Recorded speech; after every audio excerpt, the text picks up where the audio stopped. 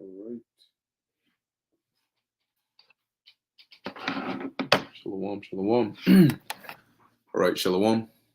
First and foremost, I want to give all praises, honor, and glory to Yahweh, Bahasham, Yahweh Shai, Bahasham, Racha Kudash. Double honors to the elders and the apostles of Great Millstone, and peace and blessings to the elect. And it's going to be a brief lesson going into this topic here of the humanitarian crisis. Okay, now there's a lot of attention centered around what's going on in what's going on over there in the UK. Okay, with especially with this energy crisis, which they knew was going to get bad, but now as we're getting into colder weather, getting into wintertime, with inflation still high, cost of living, still at a unreasonable levels, and with this shortage in gas and energy driving the prices of things up, there's this fears of people having to fight between staying warm or staying full this winter. And governments all around the EU are taking different measures. Some like in Spain, they're setting limits on what temperature your air conditioner can be. At what point, like certain stores, how long certain stores can stay open. When their lights have to go out. All of these different things. Water control. So a lot is going on, and it's looking like this winter they're really going to be put to the test. So I'm going to read a little bit of this article and just get a few precepts, because at the end of the day, all these are a part of the warnings. The our Lord Yahushua prophesied it in Matthew 24, and out of his own mouth he said that these are the beginning of sorrows. Okay, meaning that this is only the start. This is only the tip of the iceberg. This isn't, the scriptures talk about Jacob's trouble being a time like never before. Well, these are warning signs, that are leading into that time. Okay, and so it would behoove you not to ignore these warning signs and to watch these as they increase across the different diverse locations in the world. So it says Britain warned of humanitarian crisis. There is an unprecedented risk of more deaths from cold homes this winter, the National Health Service warns. The UK could face a humanitarian crisis involving ill health, excess deaths, and rising inequality if the government does not take urgent action on rising energy bills, the National Health Service Confederation warned on Friday. Now, the thing with a situation like this, which is why Esau is the master of deception, the cause for this crisis is their own doing. However, like we always tell you, they play the good guy and the bad guy. They play the bad guy in secret. They play the good guy openly. Okay. If you want to have a hero, you need a villain. And if there's no villain, then you have to make the villain. All right. Like in the movie, Spider-Man with Tom Holland. The second one, you had Mysterio. I believe that was his name, Mysterio. And basically, in order to make himself look like a good guy, he was using holograms and augmented reality and all of these things to make it look like there was this villain that he was just going around fighting and so on and so forth. So that's what they do. Now they've put people in a position where it seems like your only option is, it's like people are begging in a roundabout sense. What they're doing is they're gonna start begging the government to have more power, because when you tell your government, hey, you need to step in and take control of this, they're gonna tell you, hey, I need to um exercise a level of authority and power that I may not have done before in order for this to work. And then people are going to say, yeah, fine, whatever you have to do, just help us out here. So either way it goes, you either freeze or you don't, and what they're doing is they're people are sacrificing freedoms for so-called security, okay, not realizing what's really going on, just like they did during the whole demic, right? They started using emergency powers. They signed a lot of bills, and now they've turned things like contact tracing and social distancing and these things into like norms of things that are like they're established now. Oh, the second something goes down, the routine, right? But at some point, this wasn't the case. But they took advantage of people's desperation and people's fears, and they used that to gain more power. So now, say what happens when your government now is in control of your energy bills? They never do anything for free. They're not gonna step in. Oh, we love the people so much that we just want to, we're not gonna charge you any bills for your energy. There's always a catch, and that's what these people are about to find out. Same thing when there's food shortages and the government now has to ration the food. There's always a catch. If they now tell you, hey, well, you need a digital ID, you need to be a part of this known traveler program that the World Economic Forum is doing, or else we're not going to give you food because we can identify who you are. Guess what? Now you're going to have to comply. Okay. So it says here, the National Health Service, or NHS Confederation, warned on Friday. The organization wrote to the chancellor of the Esquecher, what? Esquecher? Let me find this word right here. All right. Exchequer. Exchequer, which is a royal or national treasury. Cool. Exchequer. Cool. So, the organization wrote to the chancellor of Exchequer, right, which is as we just read, a royal or national treasury. Cool. So it says here, claiming that failing to act would add more pressure on health services that were already strained. According to the NHS, if energy bills become unaffordable, the country's health and social care system will be left to pick up the pieces because of the effects that it's going to have on people.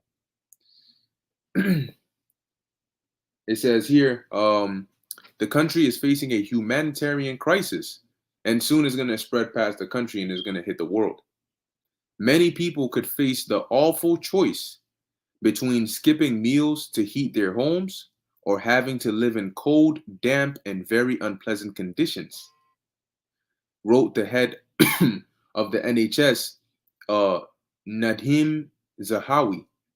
This, in turn, could lead to outbreaks of illness and sickness around the country and widen health inequalities, worsen children's life chances, and leave an indelible scar on local communities.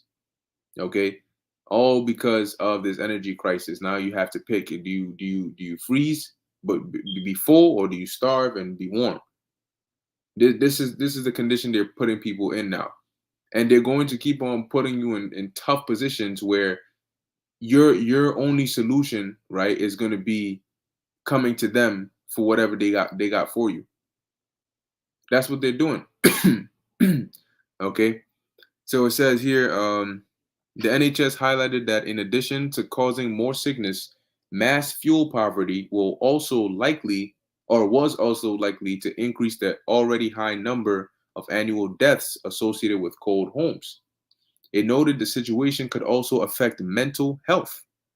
Health leaders are clear that urgent action is taken, Slaki, that unless urgent action is taken by the government, this will cause a public health emergency because of people not being able to afford to pay their energy bills. and eventually it's going to spread. The warning comes as energy bills for the average household in Britain are projected to rise to more than 4,200, which translates to $4,960 per year from January 2023, after the next increase in the price cap. Last October, it was set at $1,653. Like that's the equivalent for us.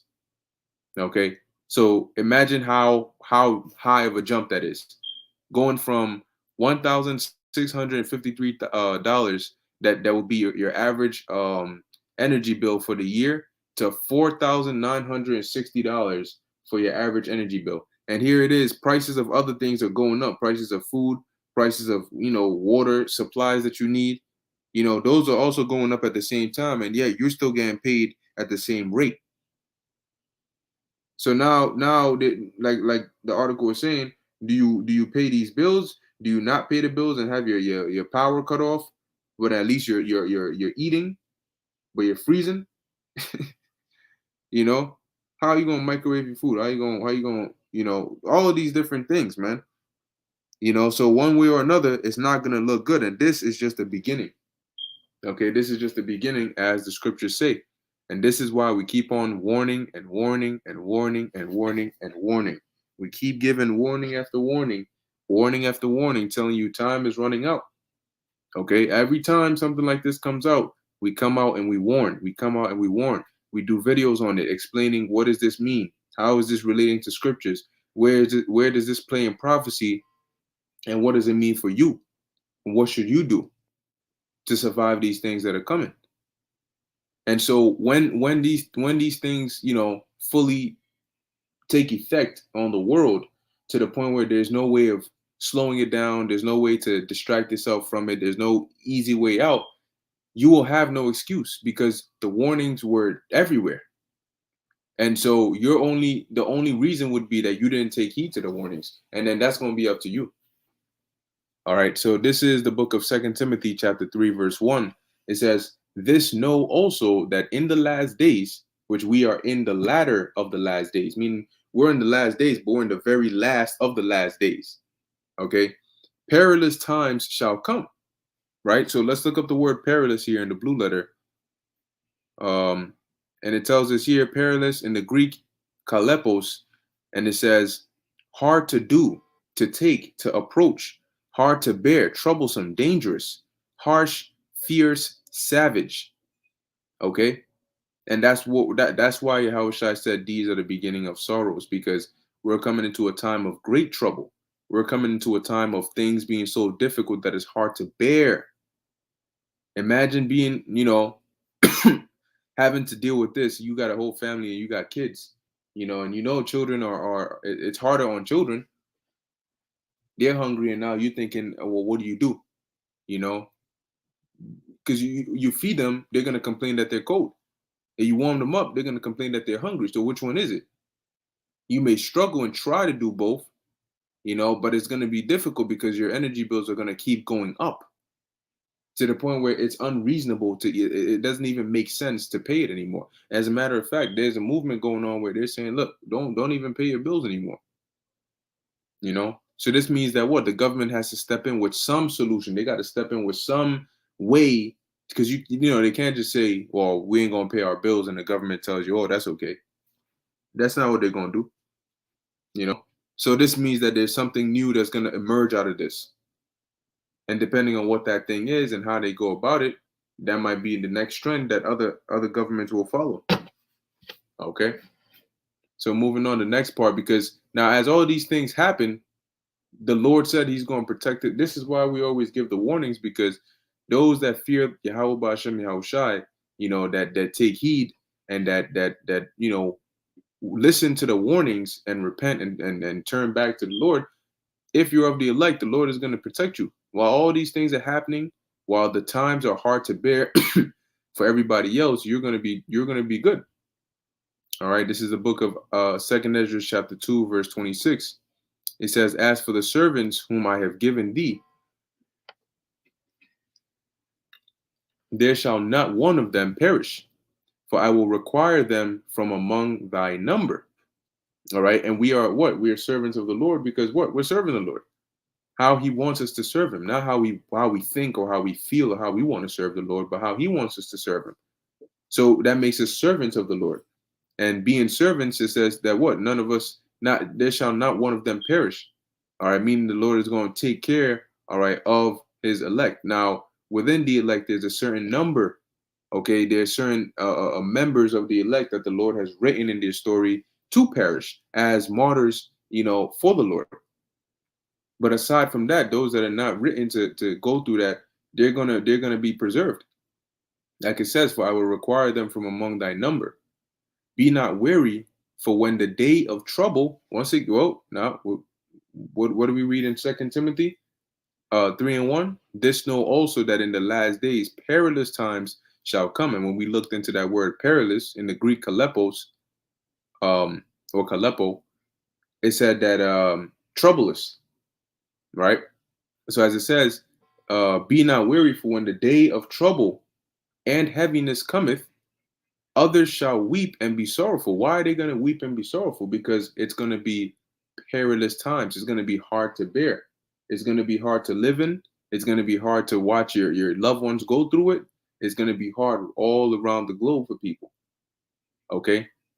It says here, when the day of trouble and heaviness cometh, others shall weep and be sorrowful, but thou shalt be merry, meaning happy, in good spirits, and have abundance. This is why when we read these things and we go and do into these articles and the warnings, we're not bugging out and losing our minds and telling you to find carnal means to prepare, because we don't need carnal means. Are not going to deliver you. Okay, this destruction that's coming is not a carnal destruction, so you can't escape it with a carnal means. All right, you need to be exempted. You need to be delivered, okay, by a higher power. So as it says, those that serve the Lord, when the time of trouble comes, everybody's going to be in that trouble, weeping and crying and being sorrowful. But what? The elect are going to they're going to be merry and have abundance. So when there's a shortage of food, you're going to have enough to fill you up, okay, and be taken care of. If there's violence and all that going on, you're going to be protected beyond measure. Verse 28, the heathen shall envy thee, but they shall be able to do nothing against thee, saith the Lord. My hand shall cover thee, so that thy children shall not see hell. Hell meaning the grave, and you see the grave by dying.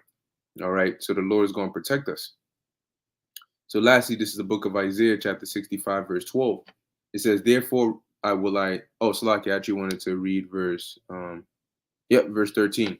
It says, therefore, thus saith the Lord God Yahweh, behold, my servants shall eat, but ye shall be hungry. Right, which lines up with 2 Ezra 2, because they're going to be sorrowful, going through hard times, but the elect are going to have abundance. So, Slakia, so what is going to cause, what kind of situation is going to cause people to be hungry while others eat? When there's food shortages, when there's famines. Okay, we're not going to need to rely upon Esau, to be taken care of. The Lord is gonna intervene on our behalf, divine intervention. That's why he said, my servant shall eat. So the Lord is going to set up many, many different ways to make sure you're good. It says, but ye shall be hungry. The ye there is talking about those that are not following the ways of Yahweh Bashem Yahweh Shai. Ultimately, those that are not part of the elect, they're going to be hungry. Behold, my servant shall drink, but ye shall be thirsty. And this is what the Lord said. So this is going to happen. All right. Behold, my servant shall rejoice, but ye shall be ashamed. Behold, my servant shall sing for joy of heart, but ye shall cry for sorrow of heart and howl for vexation of spirit. Why? Because of all the hard times. Remember the perilous times, the times that are going to be hard to bear for them. Like this being an example of the beginning, right? This is hard to bear for people. Not being able to afford your energy bills, having to make a decision between eating or freezing. I mean, and then soon you're probably not even going to get that decision because of how bad it's going to be out here. It's only going to get worse, as the scriptures say. So your best bet is to prepare your mind. Okay, prepare your mind And the scriptures say, when you come to serve the Lord, prepare your soul for temptation. So you gotta be ready, to bear whatever comes, but you gotta desensitize your mind to these things, because that way when these things start going down, you don't bug out. You don't, it's not your first time. You don't go into shock. Oh my gosh, the lights went out. Oh, what is that? You have, of course, in real life things are different, but you'll have some mental stability, as it says in Isaiah 33:6. Okay, you'll have some mental stability because you'll be aware of what's happening. The lights go out, yes, it's dark, but you know why the lights went out. You knew this would happen at some point, and immediately you're gonna know what mindset, what mode, what zone to kick into.